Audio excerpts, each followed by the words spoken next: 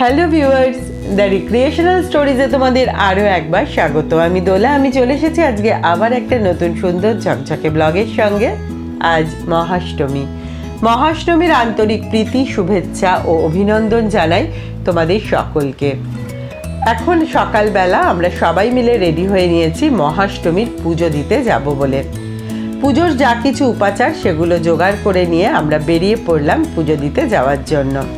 পাপাইয়ের এই প্রথম বছর আমাদের পাড়ায় অঞ্জলি দেওয়ার খুব ভালো লাগছিল। সবাইকে সঙ্গে নিয়ে একসাথে আজকে অঞ্জলি দিতে পারবো এটা ভেবেই বেশ ভালো লাগছিল। বাড়ির খুব কাছেই আমাদের পুজো প্যান্ডেল, যেটা তোমাদেরকে আমি বাঁশবাঁধা থেকে পরপর স্টেজে দেখিয়েছি। চলো তাহলে আমরা যাই আমাদের প্যান্ডেলে। এবছরের প্যান্ডেলটা খুব সুন্দর হয়েছে। প্যান্ডেলের থিম এবং প্যান্ডেলের ডেকোরেশন দুটোই কিন্তু অনবদ্য। তো চলো আমরা তাড়াতাড়ি করে চলে যাই পুজো প্যান্ডেলে। পাড়ার পুজো প্যান্ডেলে অঞ্জলি দিতে গিয়ে বা অষ্টমীর পুজো দিতে গিয়ে আমার যেটা সব থেকে বেশি ভালো লাগে সেটা হচ্ছে পাড়ার মানুষের সঙ্গে দেখা হওয়া। অন্যান্য দিন মানে সারা বছরে আমার বিশেষ করে পাড়ার মানুষের সঙ্গে দেখা সাক্ষাৎ হয়ই না, কারণ তোমরা সবাই জানো আমাকে অনেক দূরে অফিস যেতে হয়।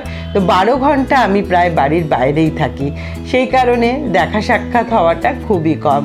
আর ছুটির দিনে আমি বাড়িতে থাকতেই বেশি পছন্দ করি, সেই কারণে বাইরে বেরোনোও হয় না, কারোর সঙ্গে দেখাও হয় না।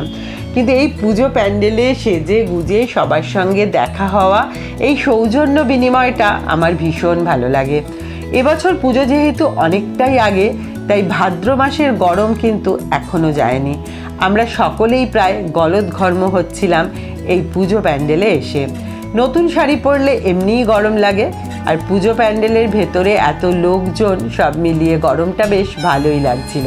তো এই দেখো, এটা হচ্ছে আমাদের পুজো প্যান্ডেল। ভীষণ সুন্দর হয়েছে, ভেতরটা এত সুন্দর লাগছিল কি বলবো।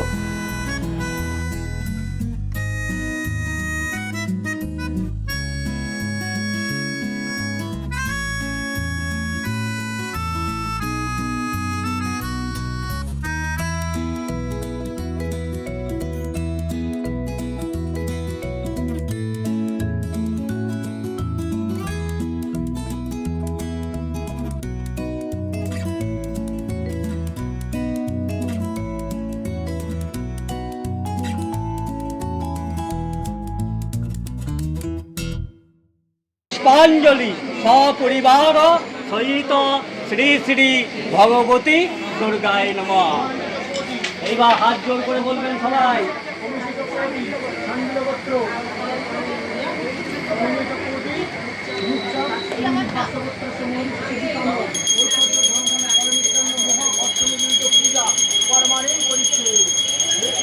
আর হাত জোর করে বলুন, নমঃ সর্বমঙ্গলে মঙ্গলে শিবে শরণ্যে ত্র্যম্বকে গৌরী নারায়ণী নমস্তুতে। হে করুণা সিন্ধু দীনবন্ধু জগৎপতে গোপেশু গোপিকাকান্ত রাধাকান্ত নমস্তুতে। মা, সবার মঙ্গল করো, সবাইকে ভালো রেখো, সবাইকে সুখে রেখো, সারা বছর শরীর যেন সুস্থ থাকে, শান্তি থাকে, সংসারের মঙ্গল করো মা, সংসারের মঙ্গল করো। পেয়েছেন সবাই? শান্তি জল পেয়েছেন? আচ্ছা।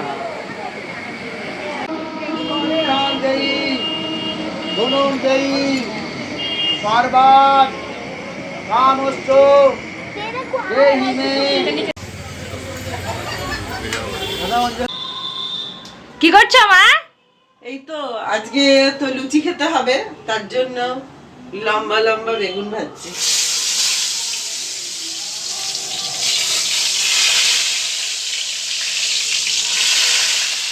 বাপরে কি ঝাঁজ!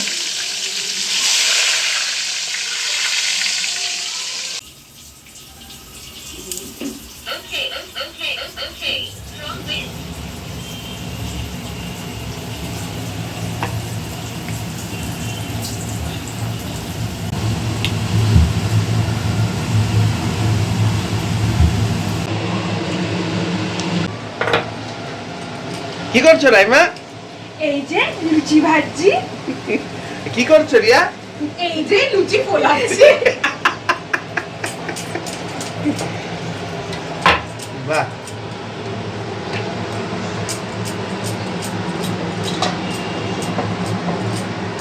দাঁড়াও, যেই তুমি ক্যামেরা নিয়ে এলে ইন্ডিয়া ম্যাপ করে ফেললাম। এর আগেগুলো পুরো গোল গোল হয়েছিল। দাঁড়াও, যতক্ষণ না গোল হবে তুলে দেবো।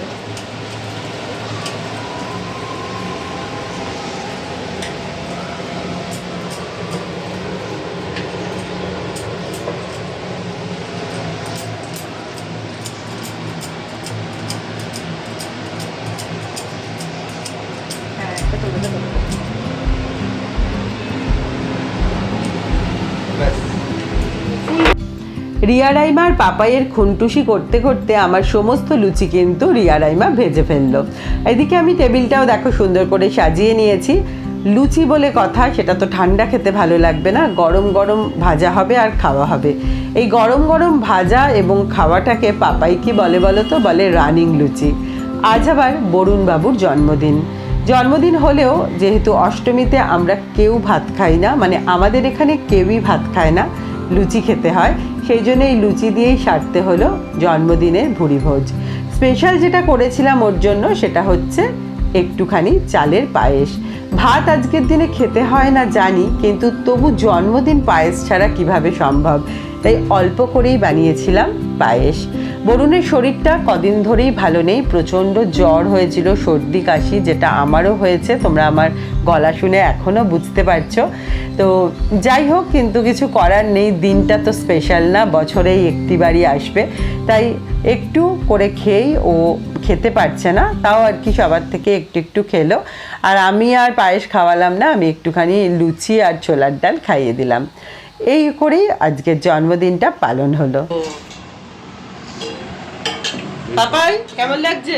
আজকে দারুণ লাগছে। আজকে মহাষ্টমীর বেশ সুন্দর খাওয়া দাওয়ার আয়োজন। সবাই মিলে খাচ্ছি লুচি, ছোলার ডাল, পনির, বেগুন ভাজা, মিষ্টি, পায়েস।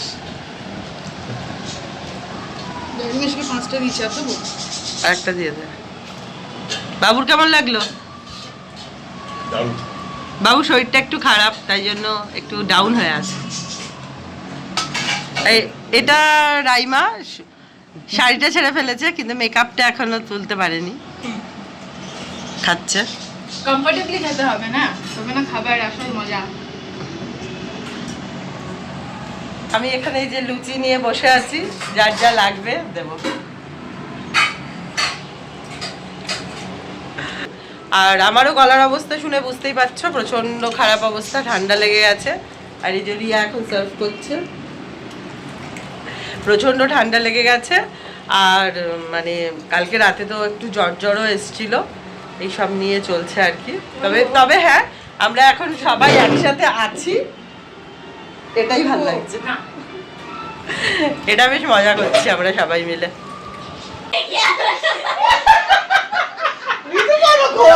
এটা কে? এটা কে?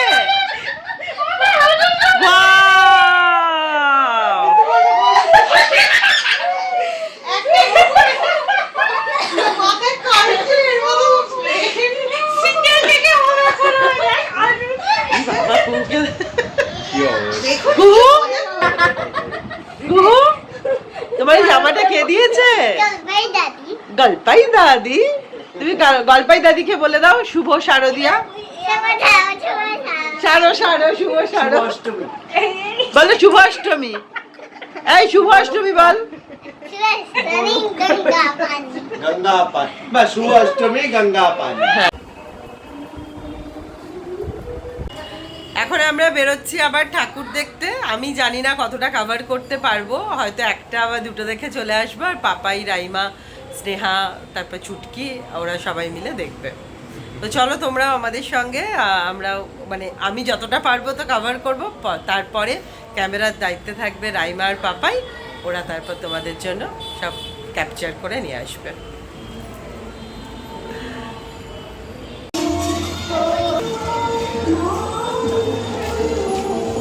আজকে কুহুও যাবে আমাদের সাথে ঠাকুর দেখতে। রাইমার পাপাই যে ড্রেসটা ওকে দিয়েছে পুজোতে, সেই ড্রেসটা পরে, রিয়া যে জুতোটা দিয়েছে সেই জুতোটা পরে ও খুব সুন্দর করে এখন সাজছে। ও সাজছে সাজুক, আমরা ততক্ষণে পুজোর প্যান্ডেলটা মানে পাড়ার পুজোর প্যান্ডেলটা আর একবার ঘুরে আসি। সকালে যখন অঞ্জলি দিতে এসেছিলাম তখন এখানকার যারা কর্মকর্তা তারা বলেছিল বৌদি একবার সন্ধেবেলা এসে দেখে যাবে, লাইটিংয়ে প্যান্ডেলটা আরও সুন্দর দেখতে লাগছে। সত্যিই তাই, দেখতে লাগছিল প্যান্ডেলটা অসাধারণ। এই করতে করতে আমরা আবার চলে এলাম আমাদের বাড়ির কাছে, এসে দেখি কুহু রেডি হয়ে গেছে। এই যে দেখো, ওই যে দূরে আমার সঙ্গে আসছে, খুব খুশি, এত সুন্দর ওকে দেখতে লাগছিল, পুরো মনে হচ্ছে একটা ডল পুতুল। কুহুর এত এনার্জি, কিন্তু আমার তো শরীর একদমই আর ভালো লাগছে না, প্রচণ্ড শরীর খারাপ লাগছিল। মনে হচ্ছিল কতক্ষণে 2-1টা ঠাকুর কুহুকে দেখিয়ে নিয়ে আমি চলে আসব, কারণ কুহুর পক্ষে অনেক দূরে যাওয়াটা সম্ভব নয়, আর আমি তো একদমই যাব না। তো ব্যাস চলো আমরা বেরিয়ে পড়লাম ঠাকুর দেখতে। কাছাকাছির মধ্যে 2টো প্যান্ডেলে যাব, কুহুকে একটু ঘুরিয়ে আনবো, তারপরে এই যে তনু, ছুটকি আর রাইমা আর পাপাই 4 জনে মিলে ঘুরতে যাবে।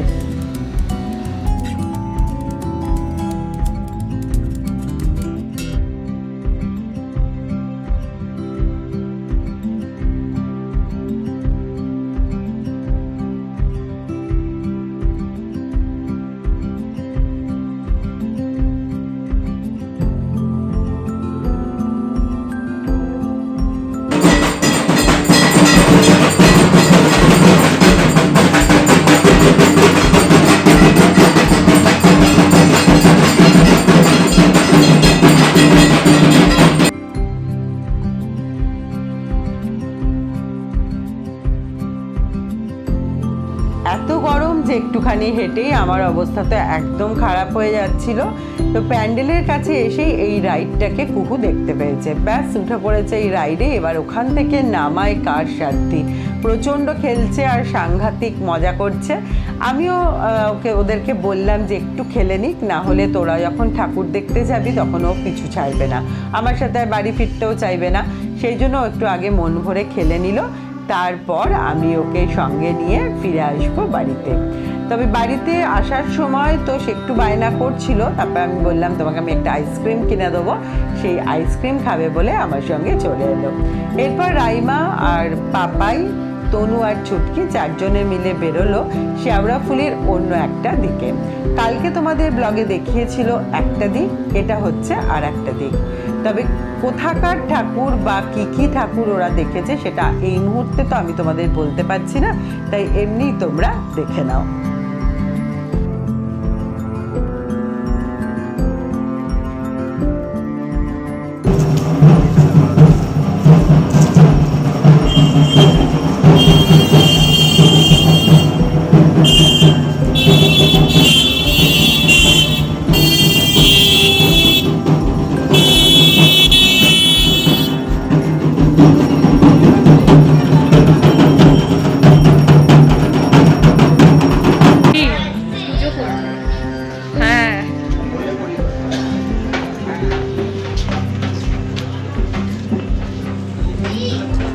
আমরা এখন দেখলাম হচ্ছে পাড়ার পুজো, দুখানা, একটা ক্লাবের পুজো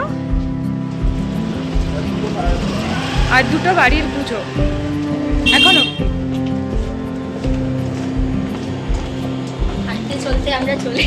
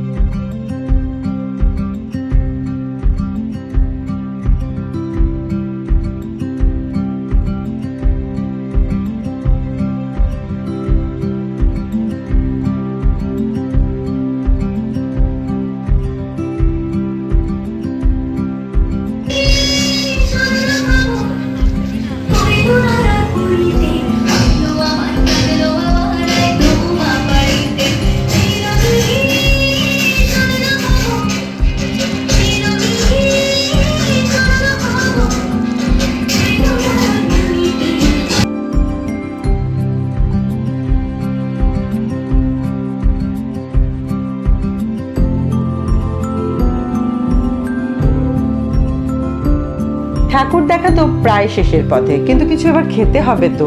ঠাকুর পুজো দেখতে গিয়ে কিছু না খেয়ে বাড়ি যাওয়াটা কি ভালো লাগে? তখন ওরা ঠিক করলো কি খাবে, কারণ কি বলতো, আজকে তো অষ্টমী, অন্য কিছু তো খেতে পারবে না, ভেজই কিছু খেতে হবে। তো শেওড়াফুলিতে একটা কেক শপ আছে যেটার নাম হচ্ছে রেনেক কেক শপ, একদম ভেজিটেরিয়ান একটা কেক শপ, যেটা আমি আগেও একটা ব্লগে তোমাদের সঙ্গে শেয়ার করেছিলাম। ওরা ঠিক করলো ওখানেই যাবে। ওরা তাহলে ওখানে গিয়ে কেক খাচ্ছে খাক, আমি তাহলে এই ব্লগ থেকে এখানেই বিদায় নিচ্ছি। দেখা হবে খুব শিগগিরই নতুন আবার একটা কোনো সুন্দর ব্লগের সঙ্গে। ততক্ষণ পর্যন্ত সকলে খুব ভালো থেকো, সুস্থ থেকো আর আনন্দে থেকো, জুড়ে থেকো দ্য রিক্রিয়েশনাল স্টোরিজের সঙ্গে। তো চলো আজকের মতো টাটা।